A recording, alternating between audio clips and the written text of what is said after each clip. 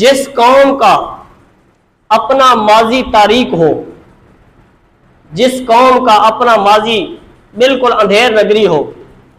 وہ اگر کسی دوسری قوم کی مثالیں دے تو پھر سمجھ تو آتی ہے بات میں، لیکن جس قوم کا اپنا ماضی روشن ہو اور اپنا ماضی ایسا ہو کہ دوسرے بھی ان کی مثالیں دیتے ہوں، وہ قوم بھی اگر کسی سے مرعوب ہو کر دوسری قوم کی مثالیں دینا شروع کر دے تو یہ سب سے بڑی کم عقلی ہے۔ جس قوم کا ماضی روشن ہو، سورج کی طرح تابناک ہو اور اس کی روشنی سارے جہان میں پھیل رہی ہو، اس کے باوجود بھی وہ دوسروں سے مرعوب ہو اور دوسروں کو اپنی مثالیں دے اور دوسروں سے کہ جناب اس کے طریقے پر چلے اور ان کی پیروی کی کوشش کرے، تو وہ کم عقل ہی کوئی ہو سکتا ہے۔ اب آئیے میں اپنے اصل موضوع کی طرف آتا ہوں۔ الحمدللہ ثم الحمدللہ، مسلمانوں کا جو ماضی ہے وہ تاریک نہیں ہے، اندھیر ماضی نہیں ہے، مسلمانوں کا جو ماضی ہے وہ روشن ہے، سورج کی طرح چمکتا ہوا ہے،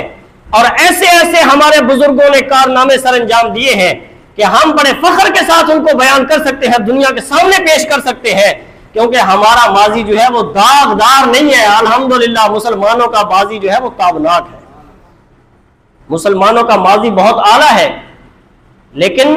میرے مسلمان بھائیوں، یہ ہماری کم علمی ہے۔ ہمارے آج کے جو نوجوان طبقہ ہے وہ اپنے ماضی سے بے خبر ہے، اس کو پتہ نہیں ہے اپنے ماضی کے بارے میں کہ ہمارے جو اجداد تھے، ہمارے جو اسلاف تھے، انہوں نے کیسے کیسے کارنامے سر انجام دیے، انہوں نے دنیا میں رہ کر کس طریقے سے زندگی گزاری، ہم نے کبھی ان کو پڑھا ہی نہیں ہے، ہم نے ان کے بارے میں سنا ہی نہیں ہے۔ تو پھر اس لیے ہمارے جو نوجوان ہیں نا، وہ پھر یورپین سے، یورپ سے مرعوب ہو کر پھر ان کی مثالیں دینا شروع کر دیتے ہیں، پھر ان کی جناب سخاوت کو بیان کرنا شروع کر دیتے ہیں، کبھی کسی انگریز کی مثال دیتے ہیں، کبھی کسی جناب شیکسپیئر کی مثال دیتے ہیں، حالانکہ ہمارا اپنا ماضی اتنا شاندار ہو تو ہمیں دوسروں کی طرف جانے کی ضرورت ہی نہیں۔ علامہ اقبال رحمۃ اللہ علیہ نے فرمایا، کبھی اے نوجوان مسلم تدبر بھی کیا تو نے۔ علامہ اقبال فرماتے ہیں، کبھی اے نوجوان مسلم